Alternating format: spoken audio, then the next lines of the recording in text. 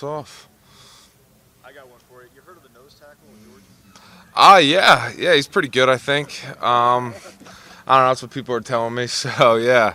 I mean, they got a good team over there, and I think we're all really excited to be able to play them. So that's gonna be a great matchup for us. I think that's the one.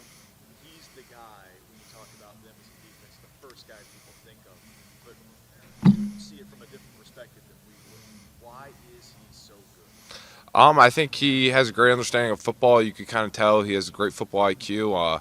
He also is able to kind of freelance a little bit in their defense and be able to make plays. And that's kind of one of the things I see is he's a great player, has great ability, great strength, great power, speed, you name it, and knows how to work his hands. So it's going to be a great test for our offensive line, and I think we're all really excited to have that opportunity. But that was my follow-up. Is that I doubt that it's a plan where you have to think I got to beat this guy one-on-one every single play. It's a team effort to block someone like that. Can you walk us through the communication involved, and obviously you got to get guys healthy, that sort of stuff, to have your best chance to move the football? Yeah, I think for us as offensive line, we approach it as if we do what we're supposed to do and use our technique, that nobody can really beat us. I think we've shown that this year where when we do the things the right way and the way they should be done and we're all on the same page, it's hard to stop our offense. And for us, that's kind of one of the things that we take pride in is how can you do your job more consistently, especially as this year has gone on, the weeks start growing and growing. So for us, we know he's a great player and he's going to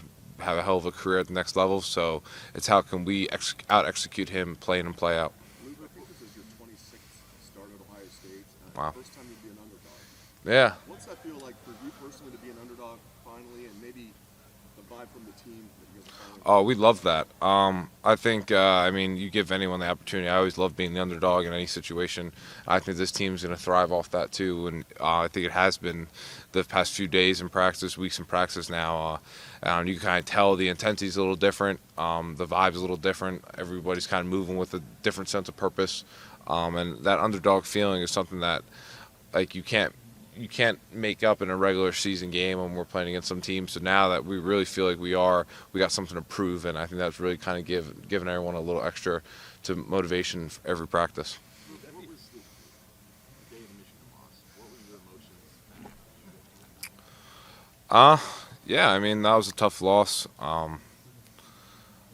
Yeah, just defeated. I mean we lost. I mean that's kind of it, really. I mean they won, we lost, and something to keep in the back of your mind.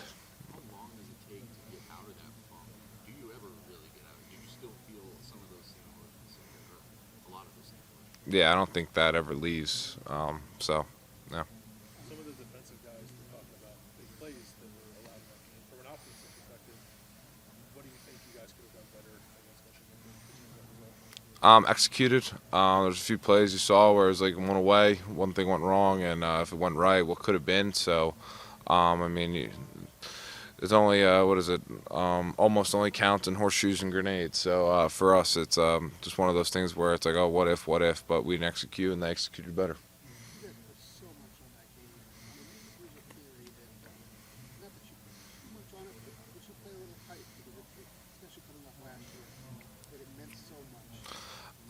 I didn't really feel that way. I played loose. I played how I normally play. And yeah, it didn't get the job done. So it's where did things go wrong, where did things go right, and what can you improve on?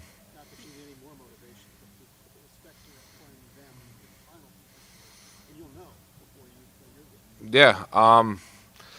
That's everyone I think kind of thinks about the what if there, but right now all we're focused on is beating Georgia because it doesn't matter if they win and we lose. We won't have the opportunity unless we beat Georgia. Of course, you probably didn't want it to come against Michigan, but do you think maybe going into this game with a loss already acts as maybe a sobering moment, a cold splash of water before you play one of the best teams in football? Yeah, I think anytime you take a loss like we did against Team Up North, it kind of, like you said, kind of it's a nice cold splash of water. It makes you kind of recalibrate where you're at and things you need to improve on, and some areas of the game of like what you're missing and what you need to get better.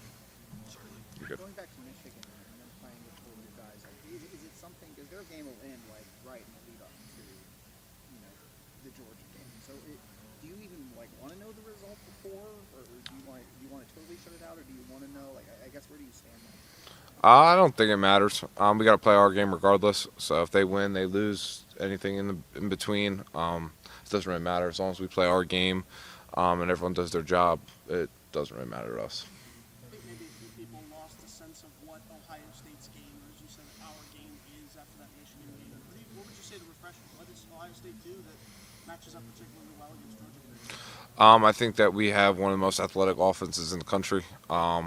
From an offensive standpoint, I think we play hard, we play fast. We're able to stretch you, we're able to punch you, we're able to throw it over your head, and I'm hoping that's something we can showcase. Someone I wanted to ask you about, I guess, what have you seen, and he's not starting right now, but how has Zin Michalski developed over the course of this season, and what steps has he taken? Yeah, I think that's actually, I was just talking to somebody about that earlier, and he's been great progress he's made from when he first came in as a freshman. I think he only started playing football in high school, and the progress he's made over the past year with Coach Fry helping him, and Mike Salini, our GA. I mean, he's made great strides, and I'm excited to see now, after a whole year of great technique work and everything under his belt, what he's able to improve on in the spring ball going into next season. How important will his development be? Obviously, Paris won't have to make decisions yet. Mm-hmm. There's a potential he could be a starter next year. Yeah, it's huge. I think he's starting to realize that too, and it's giving him a little extra motivation to kind of put his foot on the gas pedal and push a little harder because he knows the opportunity that he has in front of him. Thank you. No problem. Yeah. Hey, no, you're good. Just the idea of, going against Carter, and what that might tell you about the decision you're going to have to make. How big is that? For me, I'm more focused on winning the game, and he's a great player, and it's going to be exciting to go up against somebody of that caliber throughout the year. I mean, also we've played great defensive linemen, so he's just another one that we're going to have to play, and I'm excited for the challenge. I think sometimes every once in a while you might get a little lull to sleep sometimes playing some teams, so now it's a great challenge. It kind of has all your heightened sense of alert that you got to be on your P's and Q's every single play. Yeah, this is going to tell you a lot about where you are. Yeah, it's going to tell you a lot about where we're at as a team, as an offensive line, and hopefully that we play well enough to win. Obviously, you're playing Georgia in problem. Georgia, so there's probably going to be a bunch of Georgia fans there. Watching the Oregon game when they played in the Georgia Dome, it's like all Georgia fans here, more Ohio State fans than that. But what are you guys doing to prepare for what's probably going to be a very loud atmosphere?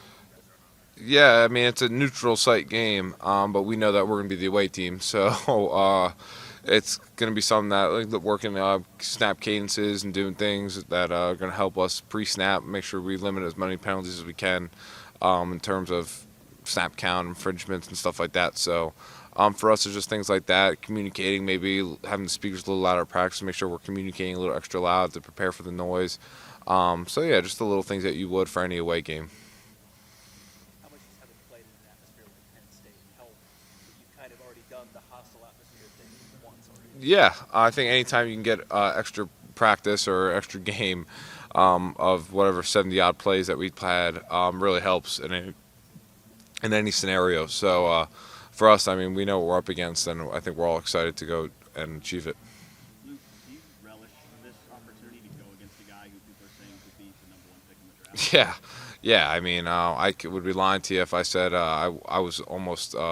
Everyone obviously wanted to play Team Up North in the CFP, but I was so excited that we got the chance to play Georgia, and I'm excited to play a team of this caliber. I think we all are as a team, and it's really been motivating. You kind of see it in practice every day, the juice that we're able to bring, as we know what we're up against.